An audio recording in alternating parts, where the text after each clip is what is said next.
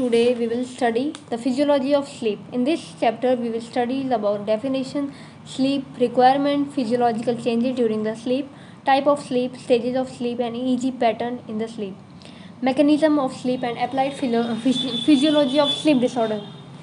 तो डेफिनेशन से स्टार्ट करते हैं. Sleep it is a natural periodic state of rest for the mind and body with close eyes characterize by partial और complete loss of consciousness. ठीक है, तो sleep को एक नेचुरल पीरियडिक स्टेट बताया गया है जहाँ पे आपका बॉडी एंड माइंड दोनों रेस्ट करता है with close eyes characterize by partial और कंप्लीट लॉस ऑफ कॉन्शियसनेस. ठीक है, इसमें हमारा कभी कभी कंप्लीट लॉस हो जाता है कॉन्शियसनेस का और कभी कभी पार्शियल लॉस होता है.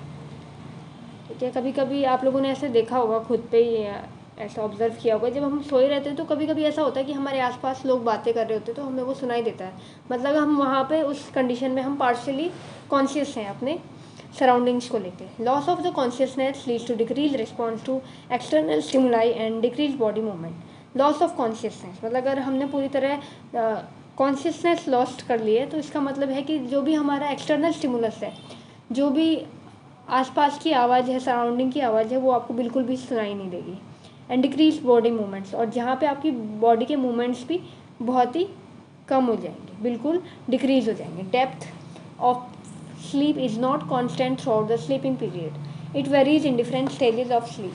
ठीक है, तो अब यहाँ पे बता रहे हैं जो स्लीप की डेप्थ है वो कांस्टेंट मैनर में नहीं होती है, ये वरी करती है डिफरेंट स्टेजेस ऑफ स्लीप में. तो स्लीप की रिक्वायरमेंट बता रहे हैं कि ह्यूमन बॉडी को कितने घंटे की स्लीप की रिक्वायरमेंट होती है. Sleep requirement is not constant, ये भी कांस्टेंट नहीं है. एवरेज स्लीप रिक्वायरमेंट जो होती है पर डे, ये डिफरेंट एज ग्रुप के अकॉर्डिंग डिफरेंट बताई गई है. न्यूबॉर्न इन्फेंट जो है ये 18 से 20 घंटे सोते हैं. जो ग्रोइंग चिल्ड्रन है वो 12 से 14 घंटे सोते हैं. एडल्ट जो हैं वो 7 to 9 आवर्स सोते हैं और जो ओल्ड पर्सन है वो 5 to 7 आवर्स सोते हैं. Physiological changes during sleep. ठीक है, अब बता रहे हैं कि जब हम सोते हैं तो हमारी बॉडी में क्या क्या फिजियोलॉजिकल चेंजेस होते हैं. During sleep most of the body function are reduce to basal level. जब हम सोए हुए अवस्था में होते हैं तो उस टाइम पे हमारी जो बॉडी की फंक्शंस है वो स्लो हो जाती है और हमारा जो बेसल लेवल भी है वो भी स्लो डाउन हो जाता है. Following are the important changes in the body during sleep. अब यहाँ पे बता रहे हैं कुछ चेंजेस हमारी बॉडी में होते हैं नींद के दौरान. Plasma volume decreases by about 10% during sleep. जो हमारा प्लाज्मा वॉल्यूम है वो डिक्रीज हो जाता है 10% सोते वक्त. कार्डियोवैस्कुलर सिस्टम पे क्या इफेक्ट पड़ता है स्लीप का. Heart rate during the sleep, heart rate reduces, it varies between 45 to 60 पर मिनट. जब हम नींद में होते हैं तो उस टाइम पे हमारा हार्ट रेट जो होता है वो कम हो जाता है, स्लो डाउन. ठीक है, ब्लड प्रेशर पे क्या इफेक्ट पड़ता है. Systolic pressure fall to about 90 to 110 mmHg. Lowest level is reached about 4th hour of the sleep and remains at this level till a short time before waking up. ठीक है, जो systolic pressure होता है हमारा वो 90 to 110 mmHg तक fall हो जाता है. और सबसे कम लेवल बता रखा है कि 4th hour, जब हम 4 घंटे की नींद ले लेते हैं उस टाइम पे हमारा बीपी जो है, ब्लड प्रेशर काफ़ी लो हो जाता है. ठीक है, for short time of period before walking up. Then the pressure commence to rise if sleep is disturb by existing dreaming. ठीक है, यहाँ पे बता रहे हैं कि जो बीपी का रेज होता है, ब्लड प्रेशर में जो रेज होता है, ये हमारे ड्रीम्स के वजह से होता है. अगर एक्साइटिंग ड्रीम्स आ रहे हो या एडवेंचरस ड्रीम आप देख रहे हो, ठीक है, या किसी से लड़ते झगड़ते वाले आप ड्रीम्स देख रहे हो, तो उस टाइम पे आपका ब्लड प्रेशर बढ़ सकता है. The pressure is elevated about 130 mmHg. आपका ब्लड प्रेशर जो होता है वो 130 mmHg तक भी जा सकता है.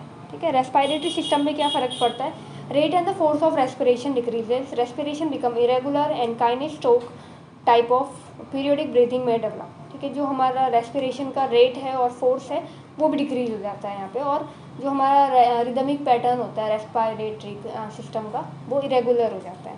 गैस्ट्रोइंटेस्टाइनल ट्रैक्ट पे क्या फ़र्क पड़ता है.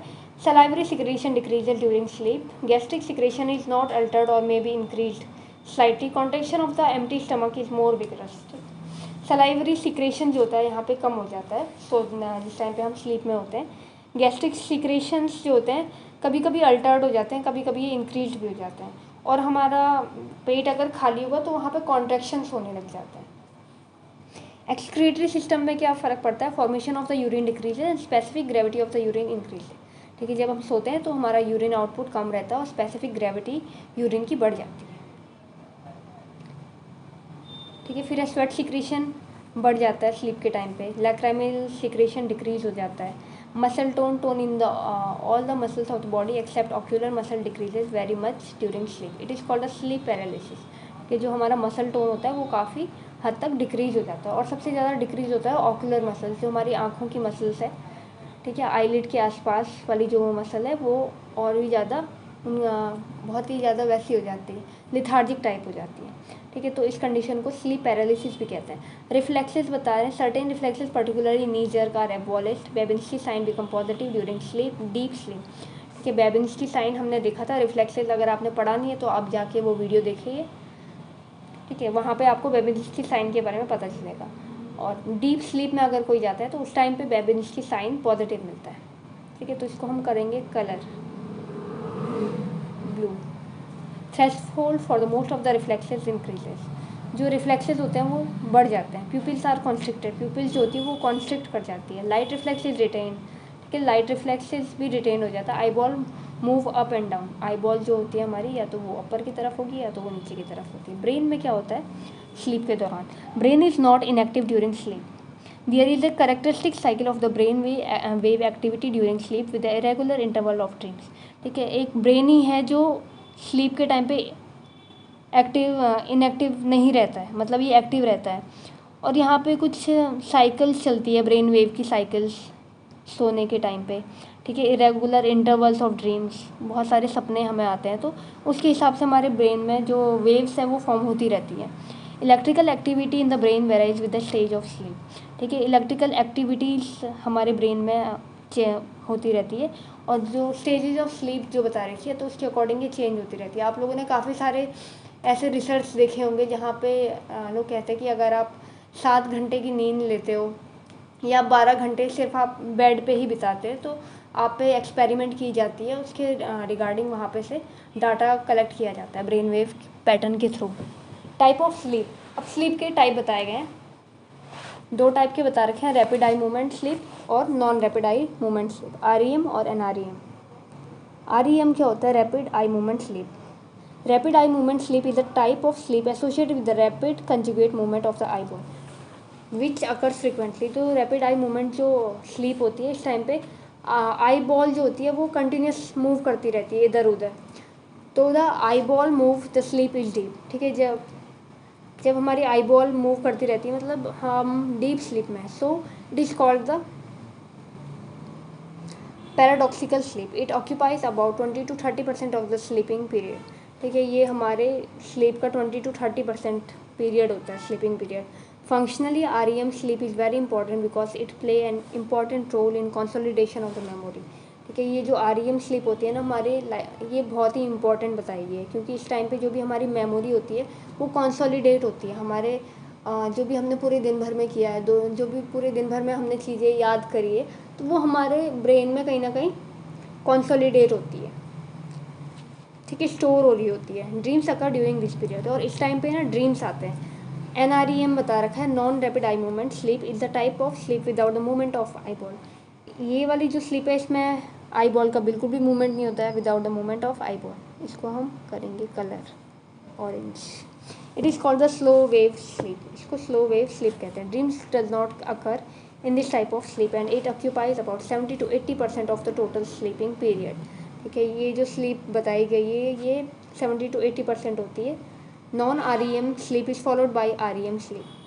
ठीक है, नॉन रैपिड, पहले सबसे पहले जो स्लीप जैसे हम सोते हैं तो उससे सबसे पहली वाली स्टेज जो होती है वो NREM होता है, नॉन रैपिड आई मूवमेंट। उस टाइम पे हमारी आई बॉल्स में मूवमेंट होता रहता है और काफ़ी सारे हम उस टाइम पे ड्रीम देखते हैं। फिर उसके बाद हम डीप स्लीप में जाते हैं, वो कंडीशन होती है REM की, rapid eye movement, sorry NREM की, नॉन रैपिड आई मूवमेंट, जहाँ पे आई बॉल मूवमेंट करना बंद कर देती है और वहाँ पे हम डीप स्लीप में जाते हैं। 70-80% टोटल स्लीप वो होती है। ठीक है, फिर इसके बाद क्या होता है, फिर इसके बाद दोबारा REM रैपिड आई मूवमेंट वाले स्लीप की स्टेज आती है। अब यहाँ पे कुछ डिफरेंस बताए गए हैं दोनों स्लीप पैटर्न में। Stage of the sleep and EEG pattern. अब जो हमने दो अलग अलग स्लीप के पैटर्न देखे और इसमें अब ईईजी का पैटर्न आप देखेंगे। Rapid eye movement sleep during the REM sleep EEG slow shows irregular wave and high frequency and low amplitude. These wave are called desynchronized wave. ठीक है, तो ये बता रहे हैं रैपिड आई मूवमेंट वाला जो स्टेज होता है उस टाइम पे अगर हम EEG करते हैं तो पैटर्न्स जो होते हैं वो इरेगुलर वेव्स हमें मिलती है, हाई फ्रिक्वेंसी मिलती है, लो एम्पलीट्यूड वाली वेव्स हमें यहाँ पे मिलती है। नॉन रैपिड आई मूवमेंट में बता रहे हैं ये NREM जो स्लीप है ये 4 स्टेजेस में डिवाइड है based on the EEG pattern के according. During the stage of wakefulness while lying down with close eyes and relaxed mind. ठीक है, नॉन रैपिड आई मूवमेंट में सबसे पहला स्टेज है वेकफुलनेस का। आगे हम देखेंगे the alpha waves of EEG appear when the person proceed to drowsy state the alpha wave diminish. ठीक है, तो फर्स्ट स्टेज जो है स्टेज ऑफ ड्राउजीनेस वेकफुलनेस, मतलब जब हम थोड़े थके हुए हैं।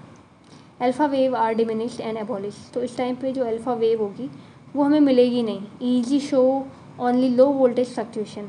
जो EEG पैटर्न होगा वो सिर्फ बहुत ही कम वोल्टेज पे फ्लक्चुएट करेगा एंड इनफ्रिक्वेंट डेल्टा वेव्स हमें वहाँ पे मिलेगी। स्टेज ऑफ लाइट स्लीप में stage second is characterize by the spindle burst at the frequency of 14 per second.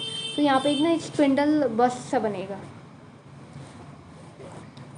और उसकी फ्रिक्वेंसी 14 पर सेकेंड में चेंज होती रहेगी। Super impose by the low voltage delta wave, यहाँ पे लो वोल्टेज डेल्टा वेव मिलेगी।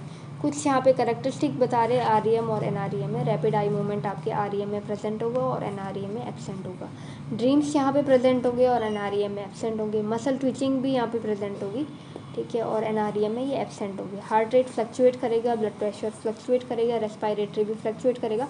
अब बस एक चीज़ को याद करो REM जिसमें है रैपिड आई मूवमेंट, मतलब उस कोई भी इंसान जो है REM में है मतलब वो कहीं ना कहीं ड्रीम्स देख रहा है, तो उसकी जैसी वो ड्रीम्स देगा तो माइंड थोड़ा और एक्टिव होगा, तो इसकी वजह से उसकी आई बॉल मूवमेंट करेगी। आप याद करने के लिए ये ट्रिक अपना सकते हो, ठीक है। ड्रीम्स प्रेजेंट मिलेंगी। मसल ट्विचिंग, क्योंकि जब भी हम ड्रीम्स देखते हैं ना तो हमारी बॉडी मूवमेंट करती है उस वक्त। हार्ट रेट भी बढ़ेगा, क्योंकि अगर हम दौड़ रहे हैं, कुछ एडवेंचरस काम कर रहे हैं अपने ड्रीम में, तो हार्ट रेट बढ़ेगा, ठीक है। ब्लड प्रेशर भी बढ़ेगा, रेस्पायरेशन में भी चेंज आएगा, बॉडी टेम्परेचर भी बढ़ सकता है, ठीक है। मान लो आपने कोई ड्रीम्स में कोई भूत देख लिया तो हालत ख़राब हो जाएगी और पसीने पे पसीना आएगा, ठीक है। तो बॉडी टेम्परेचर वैसे ही आपकी इंक्रीज हो गई। न्यूरोट्रांसमीटर में यहाँ पे बता रखा नॉर एड्रेनलिन का सिक्रीशन होता है और NREM की कंडीशन में सेरोटोनिन का सिक्रीशन होता है।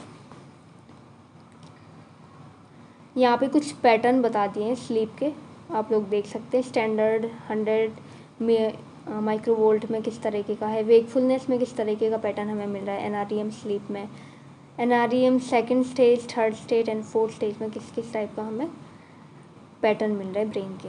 स्टेज थर्ड में बता रहे stage of the medium sleep during this stage the spindle burst disappear, ठीक है। तो इस थर्ड स्टेज में क्या हो रहा है, स्पिंडल बर्स्ट जो होते हैं वो डिसअपियर हो रहे हैं। Frequency of the delta wave decreases, जो डेल्टा वेव की फ्रीक्वेंसी है वो भी डिक्रीज हो रही है। फोर्थ स्टेज में stage of the deep sleep delta wave become more prominent with the low frequency and high amplitude. Mechanism बता रहे हैं अब यहाँ पे स्लीप का। Sleep occur due to the activity of some sleeping induce centre in the brain. Sleep क्यों आ रही है हमें, क्योंकि ब्रेन में जो स्लीप इंड्यूसिंग सेंटर है वो एक्टिव है। Stimulation of this centre induces sleep. अगर मतलब रात जैसी रात होती है तो ये जो स्लीप इंड्यूसिंग सेंटर है वो एक्टिवेट हो जाते हैं और अपने आप आपको नींद आने लगती है रात में। Stimulation of this centre induces sleep, ठीक है। अगर इन सेंटर का स्टिमुलेशन होगा तो नींद आएगी। Damage of the sleep centre result in sleeplessness और परसिस्टेंट वेकफुलनेस कॉल्ड इंसोम्निया। अगर स्लीप सेंटर का डैमेज हो जाता है तो इस वजह से आपको स्लीपलेसनेस मिलती है, ऐसा लगता है कि नींद आ तो रही है पर नींद आती नहीं है। Persistent wakefulness called insomnia. और इसमें बता रहे हैं कि अगर आप को थोड़ी भी नींद नहीं आ रही और पूरी रात भर आप जगे हो, बैठे हुए हो, तो ये कंडीशन होती है इंसोम्निया की। कुछ स्लीप सेंटर्स यहाँ पे बताए गए हैं। Complex pathway between the reticular formation of the brain stem, diencephalon and the cerebral cortex are involved in the onset and the maintenance of the sleep. However, two centers which induces sleep are located in the brainstem. ठीक है, कुछ centre बताए गए हैं जो कि brain stem में present होते हैं। Raphe nucleus, locus ceruleus of the bones. Recently, many more areas that induce sleeps are identified in the brain of the animals. ठीक है, ये दो सेंटर तो बताए गए हैं। फिर इसके अलावा भी कुछ रिसर्च हुई है जिसमें एनिमल्स में और भी सेंटर्स पाए गए हैं जो कि ब्रेन स्लीप को इंड्यूस कराते हैं। Inhibition of the ascending reticular activity system also result in sleep. ठीक है, जो असेंडिंग रेटिकुलर सिस्टम होता है अगर वो डीएक्टिवेट हो जाता है तो उसकी वजह से भी आपको नींद आती है। रोल ऑफ रैफे न्यूक्लियस, अब यहाँ पे बता रहे हैं जो रैफे न्यूक्लियस है इसका क्या काम है। देख लेते हैं एक बार कितना बड़ा है, काफ़ी छोटा है, हम इसे कर लेंगे पूरा। ठीक है, raphe nucleus is situated in the lower pons and the medulla. Raphe nucleus जो है ये सिचुएटेड है आपके लोअर पॉन्स और मेडुला में। Activation of this nucleus result in NREM. अगर ये न्यूक्लियस एक्टिवेट होता है तो एनआरडीएम होता है, non rapid eye movement start हो जाता है। It is due to the release of serotonin by the nerve fibres arising from this nucleus. ठीक है, नर्व फाइबर से आपके सेरोटोनिन रिलीज हो रहा है और ये सेरोटोनिन आपका इंड्यूस कर रहा है एनआरडीएम को। रोल ऑफ लोकस सेरुलस पॉन्स, ये आपके एक्टिवेट कर रहा है आरईएम को। ठीक है, नॉन एड्रेनलिन रिलीज हो रहा है नर्व फाइबर से और ये स्लीप को इंड्यूस कर रहा है। फिर आता है inhibition of the ascending reticular activity system, ARAS. ठीक है, आर्स जो है is responsible for the wakefulness. ये रिस्पॉन्सिबल होता है आपको नींद से जगाए रखने में। Because of its afferent and the efferent connection with the cerebral cortex, क्योंकि इसका जो कनेक्शन है ये एफरेंट और एफरेंट कनेक्शन है सेरेब्रल कॉर्टेक्स से। Inhibition of ARAS induce sleep, अगर आर्स का इनहिबिशन हो जाता है तो आपको नींद आ जाएगी। अगर आर्स में लीजन है तो इसकी वजह से आपको परमानेंट सोमोलेंस बता रखा है, आप कोमा में चले जाएंगे। ठीक है, अप्लाइड फिजियोलॉजी बताते हैं कि ये स्लीप से रिलेटेड कौन कौन से डिजीज़ हमें मिलती है। तो सबसे पहले बताया इंसोम्निया, मतलब आप सो नहीं पा रहे हो, पूरी रात भर जगे हुए हो, पूरी रात भर बैठे हुए हो उल्लू की तरह। ठीक है, it is the most common sleep disorder, ये बहुत ही कॉमन स्लीप डिसऑर्डर होता है। It occurs due to systemic illness और मेंटल कंडीशन। ये किस कंडीशन से बताया गया, जब आप बहुत ज़्यादा स्ट्रेस में हो या जब आपकी बहुत ज़्यादा तबीयत ख़राब हो रही हो तो उस कंडीशन में भी आपको इंसोम्निया मिलता है। सच है साइकाइट्रिक प्रॉब्लम, बहुत ज़्यादा इतना स्ट्रेस है कि आपको नींद ही नहीं आती है, आप बस उसी जो स्ट्रेस है उसी के बारे में सोचते रहते हो, तो इस वजह से अभी इंसोम्निया हो जाता है। एल्कोहलिक एडिक्शन, ठीक है, जो बहुत ज़्यादा अल्कोहल इंटेक करते हैं तो उनमें भी ये कंडीशन मिलती है, और ड्रग एडिक्शन की कंडीशन में भी। फिर है हाइपरसोम्निया, मतलब आपको बहुत ही ज़्यादा नींद आ रही है। ठीक है, हाइपरसोम्निया इज एक्सेस स्लीप और excess need to sleep. It occurs because of the lesion in the floor of the third ventricle. अगर आपको भी हाइपरसोम्निया तो आप ऐसा मत समझिए कि आपको कोई लीजन है या कोई ब्रेन ट्यूमर है। ठीक है, क्योंकि ये एज ही ऐसी होती है, पढ़ाई करते करते बहुत नींद आती है। ठीक है, और ये सभी के साथ होता है। हाइपरसोम्निया इज एक्सेस स्लीप और एक्सेस नीड टू स्लीप, बहुत ज़्यादा नींद आना और सोने के बाद भी और ज़्यादा नींद आना। और कुछ यहाँ पे ये बता रहे हैं कि it occurs because of the lesion in the floor of the third ventricle.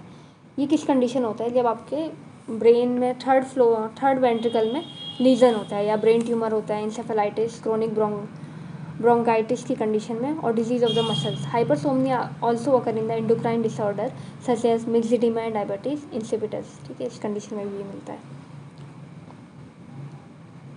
फिर है narcolepsy and cataplexy. Narcolepsy is the sudden attack of uncontrollable sleep. ठीक है, नार्कोलेप्सी होता है कि एकदम से आपको नींद का अटैक आ गया, मतलब नींद के झटके आ रहे हैं और आप बस उसको कंट्रोल ही नहीं कर पा रहे हो। ये ऐसी कंडीशन तब होती है जब कोई बोरिंग सा लेक्चर क्लास में चल रहा होता है। ठीक है, सडन अटैक आते ही हैं नींद के और हम बिल्कुल भी कंट्रोल नहीं कर पाते। ठीक है, cataplexy is the sudden outburst of the emotion. Cataplexy जो है ये sudden outburst of the emotion है, मतलब आप किसी पे एकदम से चिल्ला जाते हो, वो condition. Both the disease are due to the hypothalamic disorder. ये सारे के ये जो भी डिसऑर्डर बताए ये हाइपोथैलेमिक डिसऑर्डर की वजह से बताएं। चैप्टर नंबर 149 में हम इसे पूरा पढ़ेंगे। Sleep apnoea disorder.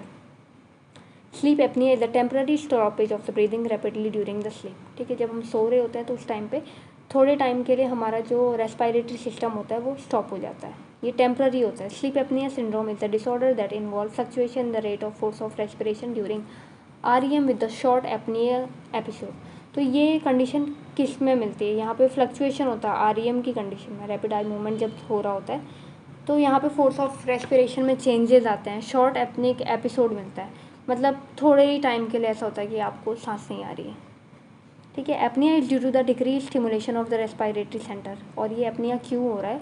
क्योंकि जो रेस्पिरेटरी सेंटर है वो वहाँ पे स्टिमुलेशन डिक्रीज हो गए। Arrest of the diaphragmatic movement, जो डायफ्राम का मूवमेंट है वो अच्छे से नहीं हो पा रहा है। ठीक है, डायफ्राम का मूवमेंट अच्छे से कब नहीं हो पाएगा? जब किसी को अगर इंजरी हो गई हो तो उस कंडीशन में। ठीक है, चैप्टर नंबर 127 में बताया गया है इसके बारे में, तो जब ये हम पढ़ाएंगे आपको तब हम आपको बता देंगे। और the combination of these factor when breathing stop the resultant hypercapnia and hypoxia stimulate the respiration. ठीक है, तो जैसी ब्रीदिंग स्टॉप होती है, जैसी सांस आनी बंद हो जाती है, तो उसके कंडीशन में क्या होता है? हाइपरकैप्निया होता है, मतलब आपके लंग्स में कार्बन डाइऑक्साइड बढ़ जाती है। ठीक है, और हाइपोक्सिया हो जाता है, और मतलब जो पर्सन है वो बहुत जल्दी गहरी सांस लेता है। Sleep apnoea syndrome occur in the obesity. Sleep apnoea syndrome usually किस में मिलता है? ओबिसिटी में मिलता है, मिक्सेडीमा मिलता है, enlargement of the tonsil, lesion in the brain stem. Common feature of this syndrome are loud snoring. ठीक है, जो बहुत ज़्यादा खराटे लेते हैं तो उन कंडीशन में ये मिलता है। Restless movement, nocturnal insomnia, day time sleepiness. ठीक है, और इसके अलावा इन सब कंडीशन में भी ये मिल जाता है।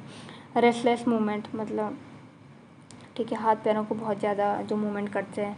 नॉक्टर्नल इंसोम्निया, अगर रात को नींद नहीं आ रही है तो इस कंडीशन में भी मिलता है। डे टाइम स्लीपलीनेस, दिन में सोने से भी ये कंडीशन मिलती है।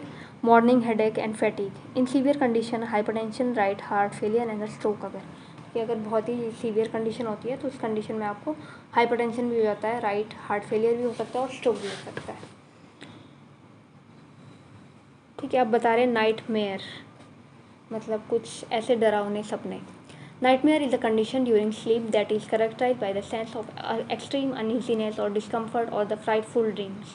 ठीक है, ऐसे सपने आना जो आपने कभी सोचे नहीं थे कि ऐसा कभी होगा, मतलब बहुत ही अनइवन से, अनईजीनेस से सपने होते हैं, कुछ डरावने होते हैं, कुछ भूत वाले होते हैं। ठीक है, मतलब इतनी एक्सट्रीम अनईजीनेस होती है तो आप पूरे पसीने से ऐसे हो जाते हो। ठीक है, या एकदम चिल्लाते हुए उठते हो नाइटमेयर में। ठीक है, discomfort is felt as of the some heavy weight on the stomach और chest as uncontrolled movement of the body. और कभी कभी ऐसा लगता है कि आपकी छाती पे किसी ने बहुत ही भारी वजन रख लिया हो। ठीक है, और आप उठ नहीं पा रहे हो और आप अनकंट्रोल मूवमेंट्स कर रहे हो हाथों का। ठीक है, ये नाइटमेयर की कंडीशन में मिलते हैं। After period of the extreme anxiety subject wake up with a trouble state of mind. ठीक है, सपने में अगर बहुत ही ज़्यादा एक्सट्रीम एनजाइटी होती है तो बहुत ही ट्रबल माइंड के साथ हम एकदम नींद से जागते हैं। It occurs mostly during the REM sleep, और ये REM स्लीप में होता है, मतलब रैपिड आई मूवमेंट वाली स्लीप में। Nightmare occur due to the improper food intake, और ये बता रहे हैं नाइटमेयर तब आते हैं जब आप खाना ढंग से नहीं खाते हैं। ठीक है, डाइजेस्टिव डिसऑर्डर और नर्वस डिसऑर्डर की कंडीशन में भी ये मिलता है। It occurs during the drug withdrawal और अल्कोहल विड्रॉल। अगर आप किसी भी चीज़ का आपको एडिक्शन है, अगर आपने उसको सडनली छोड़ दिया तो इस वजह से भी आपको ऐसे नाइटमेयर आ सकते हैं। नाइट टेरर का मतलब है कि जैसे छोटे बच्चे होते हैं, जैसे रात होती है वो डरने लग जाते हैं कि नहीं अब रात हो गई है, शायद कोई भूत आ जाएगा उनको लेने। ठीक है, तो देखते हैं क्या बता रहे हैं इसमें। Night terror is a disorder similar to nightmare. तो नाइट टेरर जो होता है ये नाइटमेयर की तरह ही थोड़ा बहुत सिमिलर होता है। It is common in children, और ये बच्चों में बहुत ही कॉमन होता है क्योंकि बच्चों को ना डरा के रखते हैं कि रात होगी तो भूत आएगा, इस टाइप का। ठीक है, और बाहर जाने से भी कुछ बच्चे डरने लग जाते हैं। इट इज़ ऑल्सो कॉल्ड पैवर नॉक्ट्रस, इसको पैवर नॉक्ट्रस भी कहते हैं और स्लीप टेरर भी कहते हैं। The child awakes screaming in the state of fright and semi consciousness. तो इस कंडीशन में क्या होता है, बच्चे एकदम से उठते हैं तो वो चिल्लाने लग जाते हैं, डर जाते हैं, या अंधेरे रूम में वो सो नहीं पाते हैं। ठीक है, the child can not recollect the attack in the morning. Nightmare occur shortly after the falling asleep and during non earring. तो नाइटमेयर जो होता है बच्चों की कंडीशन में, ये जब बच्चे सो जाते हैं उसके बाद NREM की कंडीशन में भी ये आ जाता है, there is no psychological disturbance, और वहाँ पे कुछ भी ऐसा साइकोलॉजिकल डिस्टर्बेंस नहीं होता है। एक है सोमना एब्यूलिज्म, देखते हैं क्या चीज़ है। Somnambulism is a getting up from the bed and walking in the state of sleep. ठीक है, नींद में चलने की बीमारी बहुत सारे मूवीज़ में भी दिखाया जाता है। ठीक है, आप लोगों के साथ भी कभी हुआ होगा, तो आप याद रखना, इसको कहते हैं somnambulism. It is also called walking during the sleep, और स्लीप वॉकिंग भी इसको कहते हैं। ठीक है, सोमनस का मतलब स्लीप है, एम्बुलेर का मतलब है to walk. It varies from just sitting up in the bed to walking around with the eyes open and performing some major complex task. तो इसमें बताया गया है कि इसमें आप कुछ नहीं करते। सोमना एम्बुलिज्म जो कंडीशन होती है, कभी कभी ऐसा होता है आप कुछ नहीं, बस आप उठ गए और बेड में बैठ गए और आपकी आंखें खुली हुई है, ठीक है, और आपको इसके बारे में पता नहीं है, आपके आसपास जो बैठा हुआ है वो शायद आपको देख के डर सकता है। और कुछ कुछ कंडीशन इन्होंने ऐसी भी बता रखी है कि आप बेड से उठते हो, कुछ कॉम्प्लेक्स टास्क को पूरा करते हो, फिर आके दोबारा सो जाते हो। The episode last for the few minutes to half an hour. तो ये जो एपिसोड्स होता है वो कुछ मिनट से लेके कुछ घंटों तक भी जा सकता है। It occurs during the non REM sleep. ठीक है, तो ये कंडीशन जो होती है ये नॉन REM स्लीप में होती है। In children it is associated with the bed wetting और द नाइट टेरर। तो बच्चों में क्या होता है, ये कंडीशन जो होती है इस वजह से वो बेड वेटिंग कर लेते हैं या उनके मन में नाइट टेरर जैसी चीज़ रहती है विदाउट एनी साइकोलॉजिकल डिस्टर्बेंस। ठीक है, ऐसा कोई साइकोलॉजिकल डिस्टर्बेंस बच्चों में नहीं देखा जाता है। However in adult it is associated with the psychoneurosis. But अगर कोई एडल्ट अगर ऐसा कर रहा है तो उस कंडीशन में कहीं ना कहीं वो केस साइकोन्यूरोसिस की कंडीशन में जा रहा है। ठीक है, फिर है nocturnal enuresis. Nocturnal enuresis the involuntary voiding of the urine at the bed, मतलब बेड वेटिंग करना। ठीक है, और ये बच्चों में बहुत ही कॉमन होता है। Movement disorder during the sleep. Movement disorder मतलब अपने हाथ पैरों को घुमाना। ठीक है, मूवमेंट डिसऑर्डर अकर इमीडिएटली आफ्टर फॉलिंग एस्लीप। तो ये बता रहे हैं कि अगर हम एकदम से सो जाते हैं फिर उसके बाद ये हाथों के मूवमेंट्स वगैरह करना स्टार्ट कर देता है। स्लीप स्टार्ट और hypnic jerk is a common movement disorder during sleep. Sleep start और हाइपनिक जर्क। हाइपनिक जर्क से ना आप समझ सकते हो कि कुछ लोग होते हैं जो रात को सोते वक्त लात मारते हैं, तो उनके साथ सोना बहुत ही रिस्की होता है, कहीं वो लात मार के आपको बेड के नीचे ना गिरा दे। ठीक है, तो ये कहीं ना कहीं इसी से रिलेटेड बताया गया। Hypnic jerk is a common movement disorder during sleep. It is characterised by sudden jerk of the arm और लेग। ठीक है, सडन जर्क करते हैं, ठीक है, लात मारने वाले लोग भी करते हैं ऐसे काम। It is characterised by the sudden jerk of the arm और leg. Sleep start in a physiological form of clonus. ठीक है, जैसे ही नींद स्टार्ट होती है तो यहाँ पे कहीं ना कहीं फिजियोलॉजिकल फॉर्म होता है क्लोनस का। Other movement disorder are teeth grinding. ठीक है, ब्रुक्सिज्म इसको कहते हैं। ऐसे छोटे बच्चे करते हैं, दांतों को वो करते हैं, एक दूसरे के साथ किटकिटाते हैं। और जो बड़े बूढ़े लोग हैं वो ऐसा कहते हैं कि बच्चा अगर दांतों को किटकिटा रहा है मतलब उसके पेट में कहीं ना कहीं कीड़े हैं। ठीक है, ये पहले के ज़माने में कहा करते थे, इसका इससे कोई रिलेशन नहीं है। Banging of the head, restless movement of the arm on leg. ठीक है, तो ये आपका स्लीप हो गया। इसमें हमने दो चीज़ देखी, स्लीप के दो पैटर्न देखे, REM और NREM। फिर उसके बाद हमने NREM के भी अंदर काफ़ी सारे स्टेजेस देखे थे, 4 स्टेजेस हमने देखे थे। ठीक है, और वैसे ये इजी है, आप लोग याद कर लोगे। Thank you. स्लीप टॉपिक हमारा ख़त्म हो गया। नेक्स्ट टॉपिक हम देखते हैं, और जो भी पढ़ाएंगे आपको पता चल जाएगा। Thank you.